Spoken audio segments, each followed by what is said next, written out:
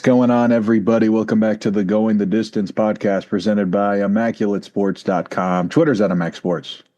Instagram is also at MX Sports. TikTok, YouTube, Immaculate Sports. It's episode 249, and we got a lot of good stuff we need to talk about because not only is it a week where we have power rankings for MLB, it's been a couple weeks. It's about that time. We also had two massive trades, the MLB and NBA, that are going to change a whole lot. So we'll be talking about that too. Yeah, definitely an interesting week. Some people wanted to compare the Devers trade to Luka. I don't think it's really even the same realm as that.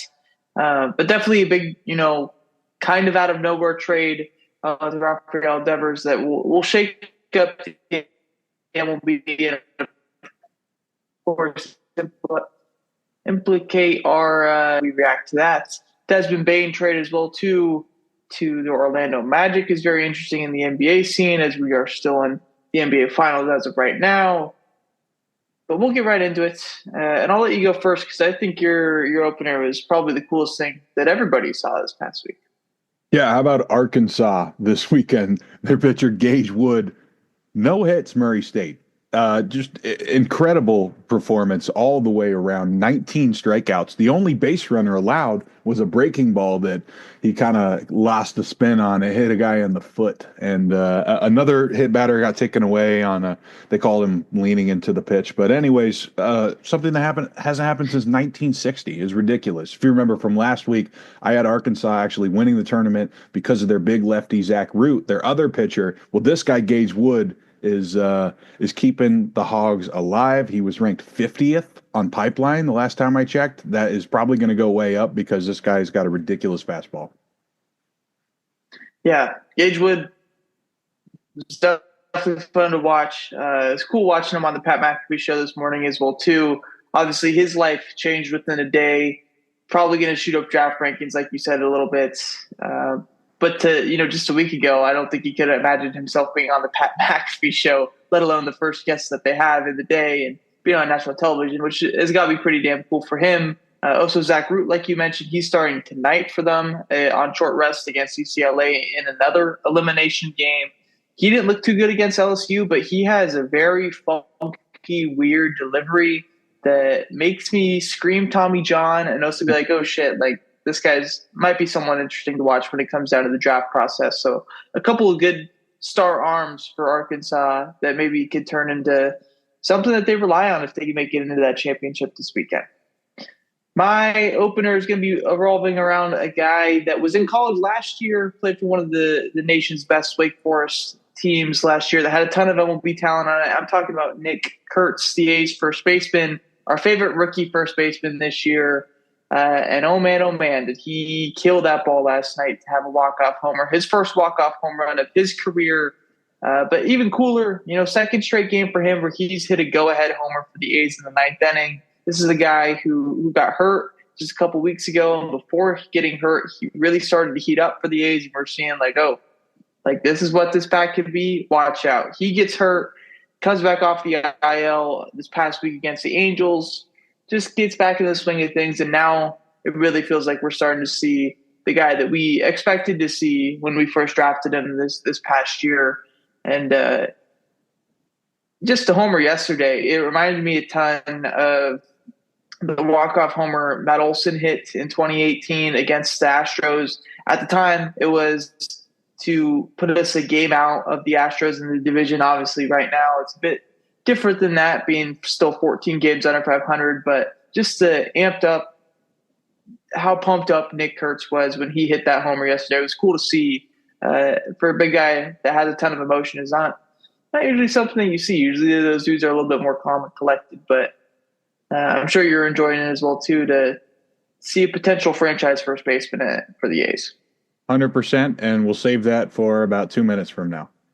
Yeah, which brings me into what Skyler's hinting at here with the player pitcher rookie of the week. We'll get started with the player of the week. A ton of different options here. Who did you choose?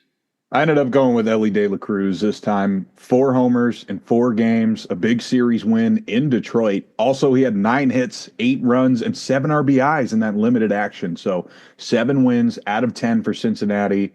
A lot of that is due to Ellie De La Cruz. Yeah, I'm going Ellie for my player of the week as well, too. 9 for 18, 4 homers, 7 RBIs, and OPS over 1,700. He's been streaky at times. Maybe we're seeing the hot streak right now, or maybe we're just seeing him fully break into the guy that what we fully expected him to be. Still one of the game's most exciting players to watch, even with the strikeout hole in his game and some of the other things as well, too. But fun player to watch. That takes us to our pitcher of the week. A lot of different choices here. I know I say that all the time, but this one it felt like there actually was a lot of different choices. There's a ton of guys who went 6 innings with double-digit strikeouts. We had a complete game shutout. We had another complete game as well, too. Who did you end up choosing for your pitcher of the week? Shout out to all those Braves pitchers in Colorado. It's always tough to pitch there. And even though somehow that Grant Holmes game turned into a loss for them, big loss, great performance. But I am going to go with the complete game shutout, David Peterson. So it's basically about 4 weeks in a row now where I've just taken the complete game shutout, pitcher of the week, and whoever hit 4+ homers as a player of the week. Those kind of things they should be rare, but they haven't been this season. So 6 Ks and no walks is the big thing for me here. 2.49 ERA now for Peterson. He hasn't lost a game since May 6th. Massive for the Mets. Yeah, it would have been easy for me to choose Grant Holmes with his career high 15 strikeouts, but I decided to go with Spencer Strider for mine. When he goes 6 shutout innings and 13 strikeouts, only giving up 3 hits and 1 walk as well, too. Spencer Strider obviously has battled injuries in the past, coming back from the Tommy John, I believe the internal brace surgery for him this past year. And this start was really the start where I'm like, damn, Spencer Strider is so fun to watch when he's on his game. And he was on his game this past week. And if the Braves get this, they get what they've gotten from Schwellenbach, and they get what they've gotten from Grant Holmes and Chris Sale, and maybe even Reynaldo Lopez comes back at some point. Obviously now AJ Smith-Sharper out for the season, but you look at this Braves team and you just, how the hell are they this bad? But I guess the bad bullpen does that for you. Now moving on to our rookie of the week. Skylar hinted at it. Who'd you choose here? Yeah, I can't believe it's happening again, but I think another different A's player has earned the honors this week. That's the 2024 first-round pick, Nick Kurtz. You mentioned it earlier. That's 2 game-winning homers in a row. The latter, the walk-off off of Brian Abreu last night, was incredible to watch. Just as exciting as my opener, the no-hitter. What an amazing pimp job, too, after the massive shot over the trees. So, of course, I'm going with Nick Kurtz. Yeah, the bat flip alone can win player of the week, moment of the week, electric play of the week, whatever you want to call it. I went with Kurtz as well, too, but I also want to give a shout-out to Jacob Lopez, who is still a qualified rookie. He went 6 shutout innings against the Kansas City Royals this past weekend, 9 strikeouts for perhaps the most sweatiest guy on earth when he pitches. It's disgusting to watch him pitch. That's the second time he's done that this month, too. He's been good. Yeah, he's definitely been carrying some guys up for the A's, and a very weird, funky delivery. Now we move into our top 15 power rankings. A few teams off of my list that I'm not even going to mention. Do you have anybody that you want to mention before we get into our top 15? Most of the Central teams have lost all interest from me. Minnesota and St. Louis are still alive, but I'm not going to talk about them today. All right, we'll get right into number 15 then. All right. Well, we'll start off with the Texas Rangers. Haven't been ranked for a while here. They started off so slow, and so many teams could have gone here, too. There's a lot of teams around 500, but I'm going to give the tiebreaker to a team that's on a little hot streak right now. They're back at 500 with a 4-game win streak, and the pitching staff gets even better with Kumar Rocker finally figuring some things out. He shut down Chicago. I know it's Chicago, the White Sox, but it's still a massive step for this team. The Guardians and the Royals moved off of my list this week, which is not something I thought I would say, but despite their, recent cold streaks, I think it was warranted. So my number 15 is going to be the only Central team on here, despite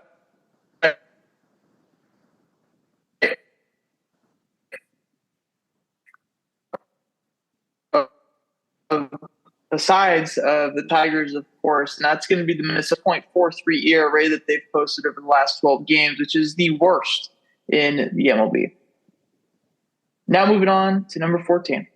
All right, at 14, I surprisingly have the Boston Red Sox back on the list. There's a pretty big hole at DH at the moment, but I think they have a plan. I also don't think Boston is done moving guys around. This is something we will talk a lot more about later in the episode.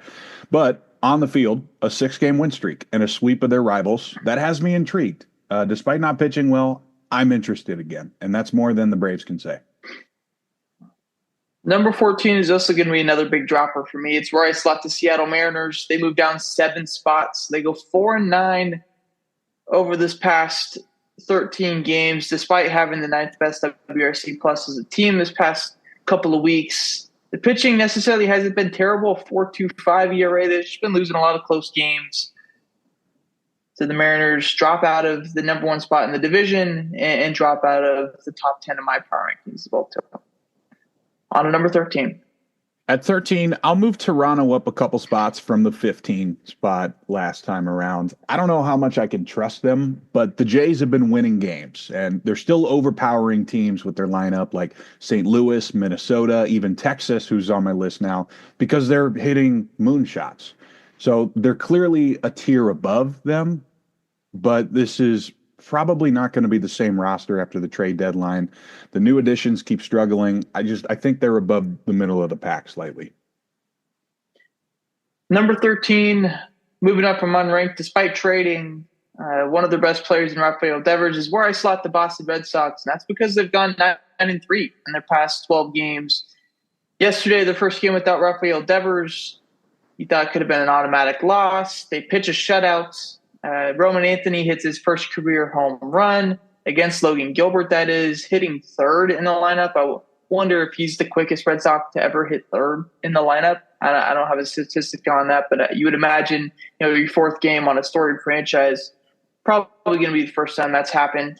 They've had one of the best lineups in the league over the past 12 days as well, too. Of course, that's partially Rafael Devers, but third in the league right now as far as WRC plus in the past 2 weeks.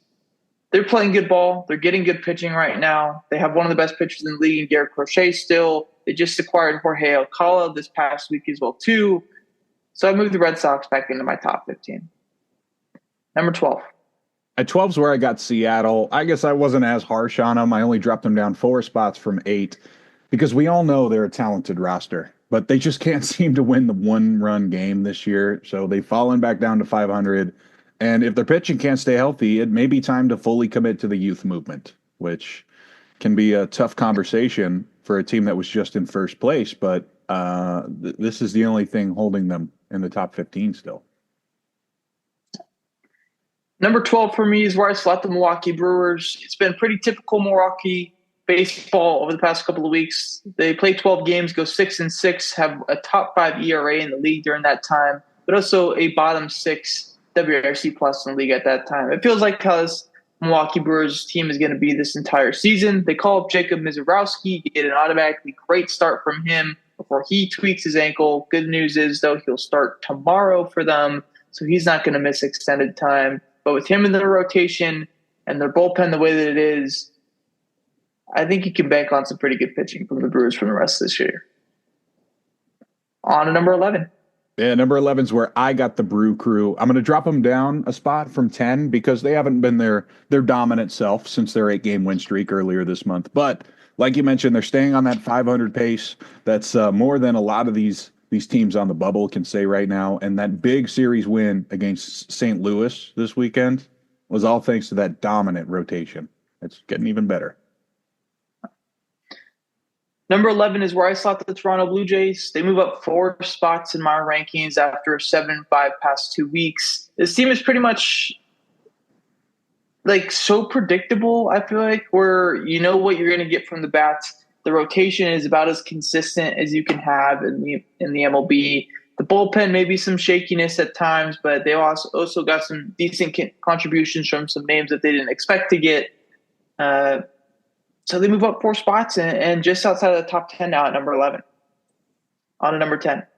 At 10, I got another big riser this week. It's the Houston Astros. They were at 14 for me last time, and it took a little bit, but they've finally taken back first place in the West.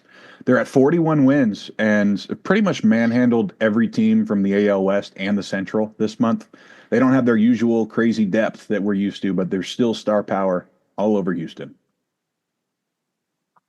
Number 10 is also going to be the Houston Astros for me. They move up 2 spots, go 9-4 over the past 2 weeks with the second best ERA in the league at a 2.41. It's not the Astros that we saw 4 or 5 years ago where they will just out-hit you. It's now a somewhat below average lineup with Jose Altuve, who struggled throughout the year, Jordan Alvarez, who's missed most of the year. And really only one guy that they've counted on this entire year consistently is Jeremy Pena, and he's obviously been amazing. While this is happening, the Astros have suddenly just taken the number 1 spot in the AL West and become the best team in the division once again. So they move up 2 spots because it feels like whoever they give the ball to right now, it's going to be good, whether it's the bullpen or the starters as well. So into the single digits now, starting off with number 9. Yeah, number 9 is going to be my biggest riser, the unranked Tampa Bay Rays, from unranked to the top 10, because they just swept the Mets. And I don't think they were on anybody's radar 3 weeks ago, but they're just the 4th AL team to hit 40 wins. I have my concerns, of course, but they have a legit 3-headed monster in the rotation and some hot bats if they do decide to keep everybody. So things get interesting in that buyers or sellers conversation we'll have again. Yeah. Number 9 is where I slot the San Diego Padres. They move down 1 spot. They go 5-8 over these past 2 weeks. The power drought's been a big thing for them. They only have 8 homers in the past 2 weeks, which is the 4th lowest in the big leagues right now. Fernando Tatis has started to slow down. Jackson Merrill is now on concussion IL after an awkward play in Arizona over the weekend. They had a huge choke against the Diamondbacks as well during that series. So the Padres, despite this 5-8 stretch, only moved down 1 spot, though, because they've done so well earlier in the season that makes it feel like, they can go through a 2-week stretch and not have it be detrimental for them in our power rankings, which obviously means so much to them. On to number 8. At number 8, I have the Padres, and it's the same exact story. I'm dropping them down 2 spots only because they put themselves in such a great position earlier. 39 wins right there in the wild card race. They're still a threat in the NL. But it was a really tough week against the Dodgers and Arizona, that's for sure. Yeah. Number 8 is where I move up the Tampa Bay Rays from an unranked spot. They go 10-3 over the past 2 weeks, which is the best record in baseball. Have a 3.13 ERA, which is top 5, and a 125 WRC plus, which is second in the MLB, only behind the New York Mets over this 13-game stretch. Whatever it is, they're doing it right. They're stealing bags. They're hitting homers. They're playing good defense. The Tampa Bay Rays have been a team that I've bet on a ton within the past couple of weeks. And there's a good reason why, or a possible reason why I'm plus money, is because I've just been betting on them. And did that a couple of times over the weekend with them and the Mets. And obviously it's been paying off because they've been winning a lot of games recently. Very nice. On to number 7. 7's where I got San Francisco. I'm going to move them up a couple spots over San Diego because they've been on fire. They won 7 in a row before running into the Dodgers, and the pitching is great. Plus, they just made the biggest trade of the season, which, again, we'll get more into a little later. But I love what the Giants are doing. Yeah. Number 7 is where I slot the Philadelphia Phillies, a team that went 7-6. You'll notice that it'll be a trend for a lot of the teams in my top 7 rankings. One of the best ERAs in baseball over the past 2 weeks, which is something that they've done the entire year. Bryce Harper hits the IL, maybe a bit of a longer stretch here than what was originally expected for him. But whether it's Kyle Schwarber, Trey Turner, whoever it is, it feels like those other guys are able to carry the load and keep the Phillies above water. So they only move down 1 spot with one of their best players getting hurt. On to number 6. At 6, I got the Cubbies, -1. They still have one of the deadliest offenses in baseball and a rejuvenated pitching staff that's been stepping up for Justin Steele. They also have 44 wins, but they've lost a couple series in a row, so I'm going to drop them a spot. Just not really playing up to their potential this week. Yeah, I also have the Cubs at number 6. They moved down 1 spot for me. It's been a very weird 2 weeks for them. They go 7-6, but their offense, which has been the best in baseball for pretty much the entirety of the year, goes cold. 82 WRC plus is 27th in the league over that span. But what do they do to make sure that they're not losing all those games? Is they post the best ERA in all of baseball over the last 2 weeks, 2.33 ERA. So they're still in it. Obviously, one of the best teams in the league still, and they're showing that they can, make up for one of the sides of their team just not performing for a little bit. And I definitely expect this lineup to heat back up and get back to where they rightfully belong as the top best offense in all of baseball. Number 5.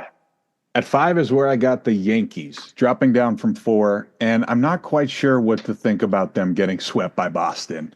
However, they still have a top 3 lineup in baseball, a top 10 pitching staff somehow, so I'm not really worried about Tampa Bay coming after them yet. If they don't play well over the next 2 weeks, they got the Angels, the Reds, and the A's coming up, then we start that conversation. But I'll give them another 2 weeks.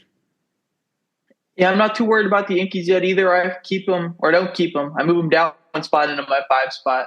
But still, not a drastic change for them. They go 6-7, including that series sweep getting swept against the Boston Red Sox over the weekend. That series caused their offense to go cold. Now a bottom 10 WRC plus over those past 2 weeks. Still have a top 10 ERA over that time, which is interesting with how they're doing that with all the injuries they've gone through this year. But they're really relying on Rodon, Max Fried, Clark Schmidt. Those guys have gotten the job done for them this year. Ryan Yarbrough, another name as well too. And obviously that back end of the bullpen that's really, really stellar, aside from Devin Williams at some points this year. On to number 4. At number 4, I got the Phillies. I'm going to give them a +3. Things were looking rocky, but then they go out and win 6 out of 7, including a big series win against the Cubs. So I felt like I had to move them above Chicago. And you know me, this is the only other team I've had in the 1 spot this season. So I have really high hopes for them. And the lineup's still hot, even without Bryce Harper, plus the rotation really good. Maybe top heavy at the moment, but still a guy like Zach Wheeler. You can't really compare him to anybody. He's so valuable to this team. Of course, yeah. Mick Abel, too. Number 4 is where I slot the New York Mets. They moved down 1 spot for my rankings. They go 7-5, even with that rough series against the Rays. And during that time, a 132 WRC plus is the pace for any other team in the big leagues right now, as they were first in the league over that time. They're also first in home runs with 23. This is partially because of Juan Soto heating up. Pete Alonso's had a pretty crazy couple of weeks as well, too. And when those guys are going good, it feels like a lot of other things can just fall into place. So the New York Mets, even with the rough weekend series, only moved down 1 spot to number 4 spot. Number 3. At 3, I am sticking with Detroit at the same spot. Not the prettiest stretch for Detroit, especially after finding out about the Jackson Jobe injury. And then they lose a series to the Reds. But they still looked really good against the Cubs. And, again, look pretty untouchable in the Central. Number 3 for me, perhaps the biggest riser out of any team the entire year for me, a +11, is where I slot the San Francisco Giants. They had Rafael Devers. They go 8-4 over the last 2 weeks. They have one of the best pitching staffs in all of baseball. They have one of the best bullpens in all of baseball. They have a Cy Young candidate in Logan Webb. They have a Cy Young candidate in Robbie Ray. And now they have Rafael Devers. And I know Matt Chapman got hurt over the last 2 weeks as well, too. So that, I guess, could be reason to not put him at number 3. But Willie Adames is starting to heat up. Elliot Ramos has been really good over the past month or two.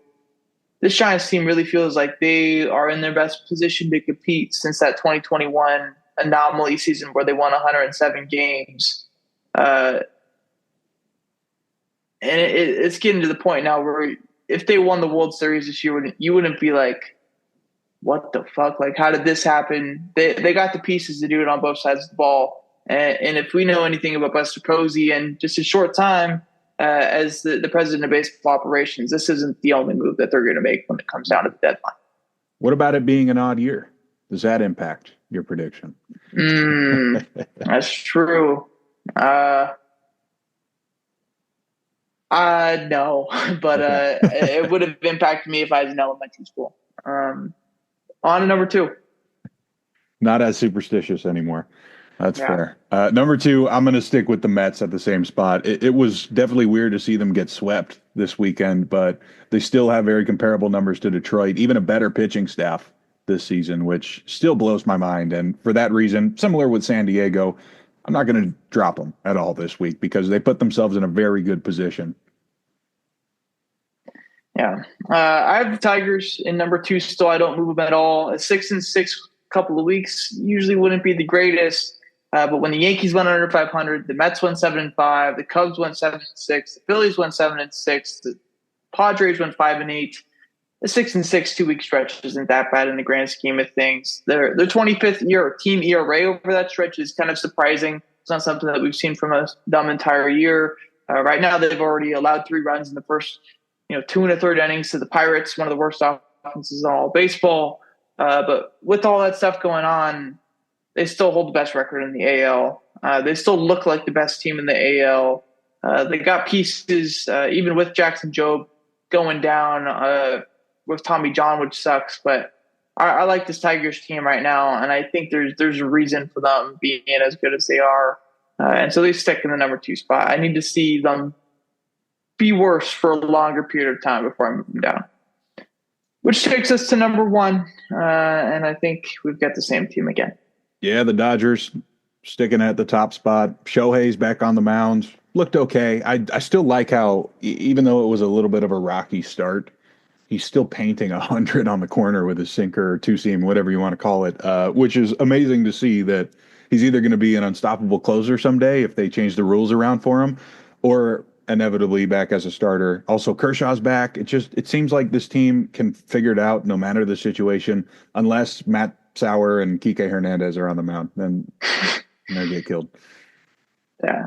Feels like Kike is going to have like 20 appearances this year out of the bullpen, which is crazy. But I got the Dodgers number one, of course, as well, too. They go 8-5. They get this guy named Shohei Ohtani back on the mound. Just watching yesterday, even though it was just for an inning and he didn't have his greatest performance, it was just really cool to remember that, oh yeah, this guy can do this. And this is the guy who won NL MVP last year. This is a guy who's won MVP just being a DH before, has won 50-50 last year for the entire distance of the MLB, a generational person to watch, once in a lifetime type player in Shohei Ohtani. So they get him back on the mound. The stuff looked fun as well too. Fastball, maybe adrenaline was why he's getting up to 99 and 100, but we've seen it be there in the past, so there's no reason to think that's going away. His sweeper was great as well too. Maybe just the location on some stuff was not the greatest. Maybe misses a few of his spots early in counts to some of the other guys as well too that he faced, but gets through only 1 run. And when you drive in 2 runs, that kind of erases the 1 run that you allowed. So Dodgers stay at number 1 for me, and that's likely the spot that they'll be for the rest of the year. Now we move into the big trades that we saw this past week, starting off with the Rafael Devers trade. We got the pros and cons. I guess you could phrase it as the winners and losers as well too.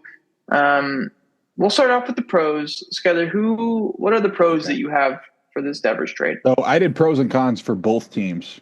So I guess I'll go through both sides, and at the end I'll try to summarize it. So we'll start with the Giants. The pros for them is San Francisco finally gets their superstar, possibly the best power hitter they've had since Barry Bonds, without having to give up their top prospect, Bryce Eldridge. They've been trying to get a player of this caliber for years. A pro side for Boston is they've completely cleared off a massive contract for a guy that they realized is probably not a part of their future.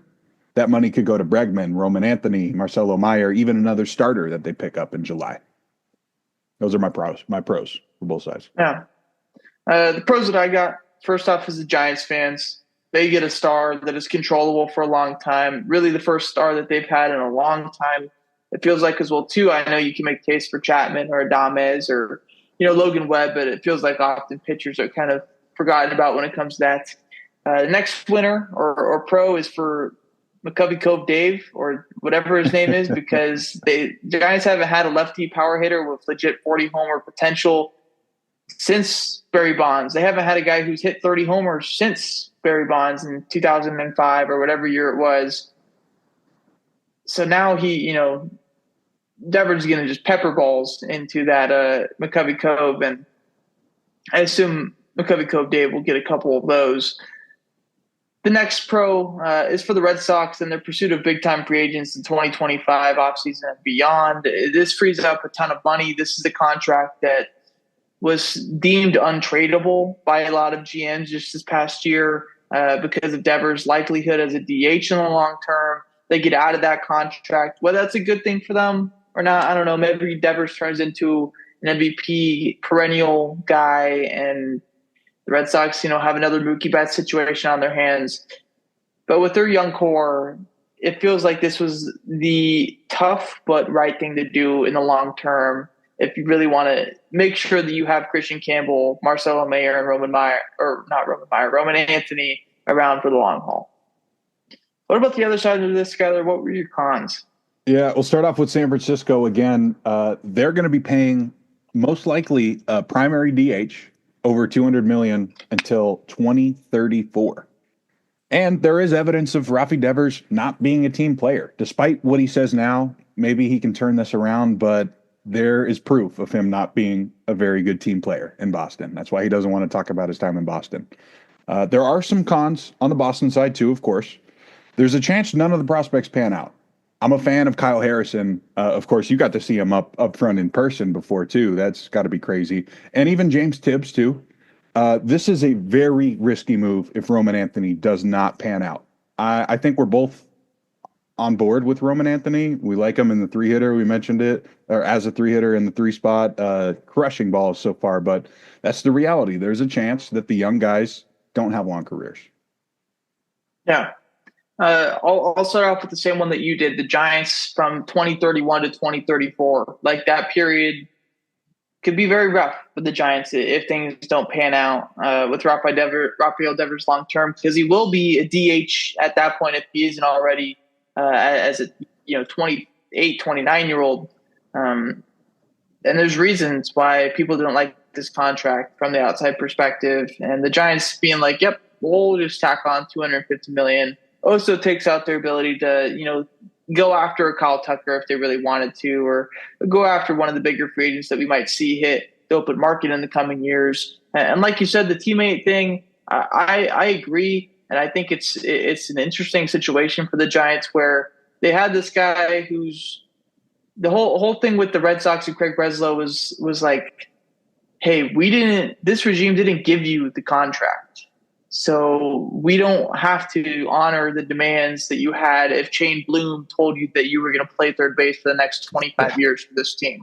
The Giants now even more don't have that need to do whatever. And I know Rafi today said, I'll play first base, I'll DH, I'll do whatever. But as we've seen from Giants teams in the past, outside of 2021, pretty much ever since they, stopped winning World Series in 2014, Giants have had some very big stretches of mediocrity. And that's not something that Rafael Devers wants to be around for. This is a guy who's won a World Series before, has had some big hits and big moments for the Red Sox. If the Giants go on a stretch here for the next couple of years where they don't make the playoffs, and I don't think they will, I think the Giants are in a good spot to succeed, then I think things can get ugly again for Devers. And that's when it's like, yeah, this contract is not getting traded at all. There's no way that you do it unless you're, aren't going for the return at all. You just want to dump the contract. And I think that can get ugly there. Another, loser or con, I guess, would be the current Red Sox fans. They're traded away their face of their franchise. A guy who came up, was signed with the team when he was 16 years old. Won him a World Series in 2018, has had plenty of big moments like I just mentioned, and they just traded him away for, it feels like, nothing. And I know there's some things with Kyle Harrison where I've seen stuff on Twitter where the Red Sox and the stuff that they do on adding different fastballs and stuff, Kyle Harrison has been a candidate where he needed to throw something else than just his four seam, add a sinker, add a cutter, divvy up some of those looks and keep hitters off balance. And people think that the Red Sox will try to do that with them. Maybe not this year. Maybe that'll be something that they develop in the offseason and spring training. But getting that and Jordan Hicks back, and I like James Tibbs as well too. I like that you mentioned that, but obviously he's a couple years away at the closest. So right now it just feels like you give up Devers for nothing. And we've been in that scenario as an A's fan where you give up Olsen, you give up Chapman, you give up Donaldson, you give up all these different players, and it feels like you're getting nothing back. And sometimes it ends up being nothing back, which sucks. But that's part of trading your best player. But I think once we get to 10 years from now, and the Giants are still, maybe paying Devers, the Red Sox will be like, yeah, it was a necessary move at that time. Exactly. Then we move to the other trade that we saw, maybe not as in-depth analysis for me because this one feels a little bit less affected towards us. But Desmond Bane went to the Orlando Magic in a pretty big trade that included a few players going back to the Grizzlies, as well as 4 unprotected first-round picks. That's the most picks that we've seen traded for a player in a little while since like the Rudy Gobert trade. What are the pros and cons for this one? I guess you could start with the pros for here as well too. Yeah. So we'll start with Orlando. They needed another guard badly, and Desmond Bane seems like a perfect fit when they inevitably match up with those physical Eastern Conference teams like Indiana and New York. It just seems like the kind of guy you want on the floor. When we watch how physical and how quick that the finals have been this season, that seems like a guy you want on your side. For Memphis, they got a bunch of picks. And I think technically a pro in this situation for them would be if they start off really bad next year, it won't be as hard to blow it up because Desmond Bane has been so good for them. And now he's gone. You don't have to make that decision anymore. He's already gone. Yeah. I'll start off with the Orlando Magic fans. This is the closest that we've seen this team to be a legit contender ever since the Dwight Howard, JJ Redick, Hedo Turkoglu era. And if Paulo continues to make the jump that he seems to be making and becomes that MVP type level player, now you got another piece around him that has had playoff experience, has won big games in the past, and is honestly a really good modern NBA player in Desmond Bane. A winner or a pro for this, I think, is the Phoenix Suns. I think, Kevin Durant has said, he wants to go to the Rockets, Spurs, or Heat. This Bane trade now opens up the possibility that the Grizzlies have the picks that Suns might want for Kevin Durant. So that becomes another team that drives up the value for KD. So I think the Suns might be able to get an extra pick back now for him. And even if he doesn't go to the Grizzlies, I think them being in it can be interesting for them. I was thinking of a pro for the Grizzlies. Like you said, it becomes easier to blow it up, but I don't even know if that is a pro. You get more freedom to add a guy like Kevin Durant if you really wanted to do that with these picks or add somebody else as well too.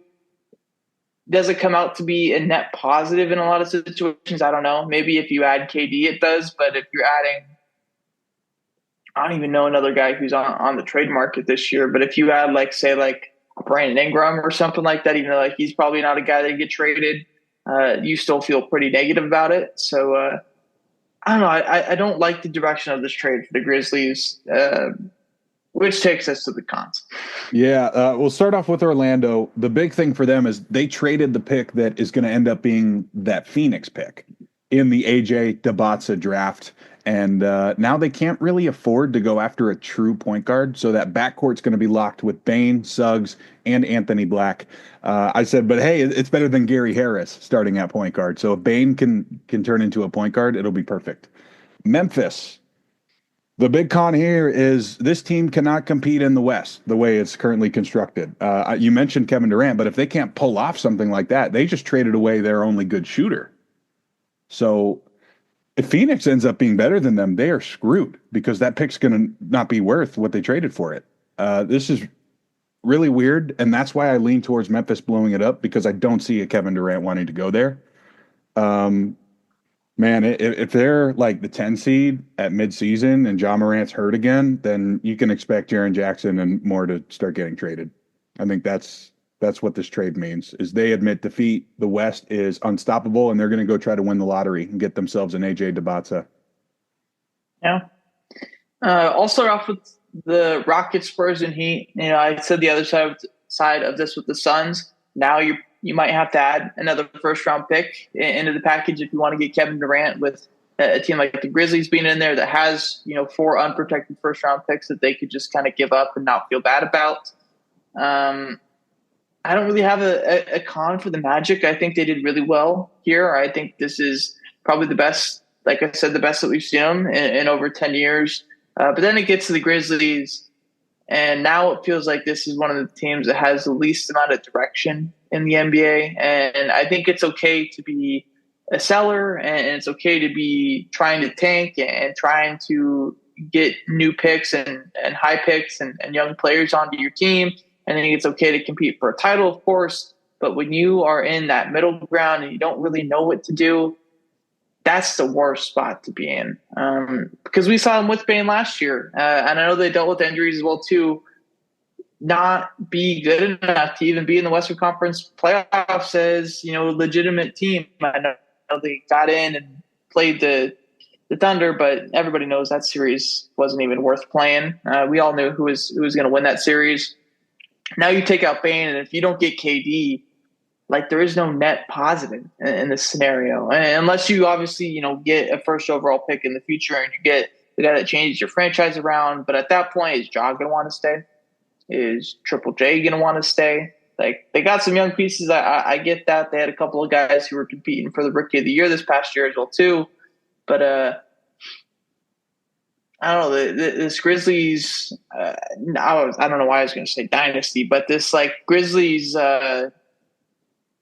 era of the John Morant team like feels like it is a massive disappointment because we saw them in 2022 when we were watching them play the Warriors in the second round series. We were like, oh shit, like Memphis might be here for a long time. Ja has that crazy 2023 where he gets suspended, does all that stuff off the court. They deal with injuries throughout 23, 24, and 25 as well, too. And now we're looking at the Grizzlies just blowing it up. And as a Warrior fan, fuck yeah. Like, I hate the Grizzlies. But as the objective basketball fan that just wants to see teams succeed, this feels like a complete failure of this generation of the Grizzlies, which is sad to see for that. Yeah, Ja is afraid to shoot. Scottie Pippen doesn't shoot that much. Jalen Wells can't shoot. Zach Edey definitely can't shoot. I don't know how these guys are going to score points. Yeah, just rebound and pray. Anyways, moving on to the second half, though. Finals Game 4 and Game 5 happened while we were gone. So, Skyler, what's going on with that? Well, when we left off, Indiana was up 2-1. But since then, it's been all OKC. Tyrese Halliburton has shot 1 for 14 from 3 in those last two games, while OKC's unstoppable big three of SGA, Jalen Williams, and Alex Caruso? Yeah, you heard that one right. He's absolutely taken this series over.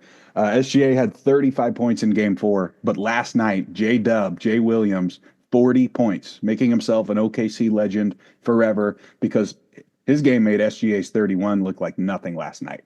And now you have a calf injury to Halliburton. Things are looking very desperate for Indiana. Yeah, it feels like this will happen. If you're a Thunder fan, obviously, for our boy Ian, this is got to be a cool moment for him. But if Halliburton's out, which I don't know if he'll be out, but definitely going to be physically limited if he isn't even not mentally, but minutely limited, time limited on the court. Like he's not going to be 100%, and I don't think he's been 100% for most of the series with how he's played in some games. But yeah, good for the Thunder, man. I guess I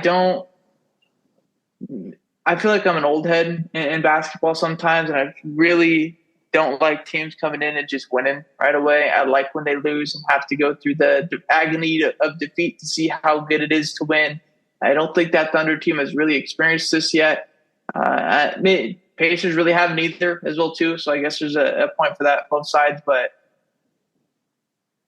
I don't know. I would have liked to see a Pacers win in this series, and maybe that's just me being a hater on the Thunder. But I don't know. I wasn't ready for this team to win the actual thing. Well, they were definitely ready themselves. Yeah, of course. All right. We got Omaha talk? Yeah, we can do it.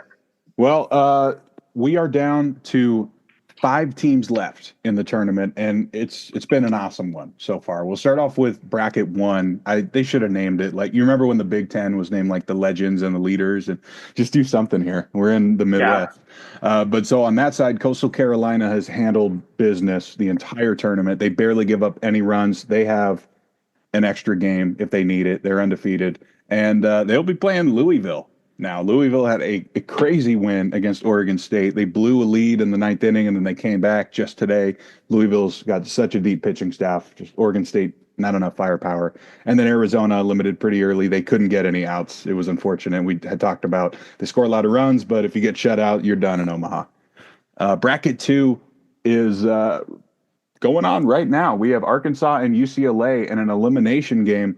Kyle was pretty right on with this side of the bracket. LSU did get the first win against Arkansas, but the winner of this game will face LSU in a double elim. LSU looking on fire, though. I mean, Coastal LSU was the kind of chalk pick here, but these two teams have been so dominant. That's kind of what it's leaning towards, but I'm going to root for Arkansas tonight. I guess either of these teams, right? UCLA with Chowalski. I mean, holy crap, dude. I know you've mentioned him a lot, but he made another play in the gap last night at shortstop. Just like locks up the 1-1 for next year already. Yeah. It's I know this isn't quite what we're talking about 2026 draft, but the draft next year, well, it's Chowalski or Justin LeBron. Like there's some fun shortstops next year that are going to be interesting and making headway when it comes to trying to get that 1-1 next year. But when it comes down to it, Omaha is very similar to the MLB playoffs. I think it's something that is probably the most comparable when you look to March Madness and the NBA, college football, and the NFL. The team that is ready for the chaos pitching wise is usually the team that is going to end up being okay.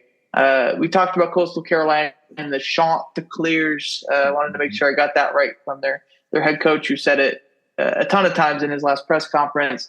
Like, if you can pitch well, UCLA almost just tried to steal home. That was kind of crazy. But seeing your live reaction to that is nuts. But like, if you pitch well and you're prepared for the chaos and you can trust your 4th, 5th, 6th, 7th guy that are going into games, you're going to be the team that ends up winning it. And we see it so many times in World Series and just throughout the MLB playoffs. If you have a starter that you can consistently get 6, 7 innings out of, and when you give the ball to that guy, you know what you're going to get.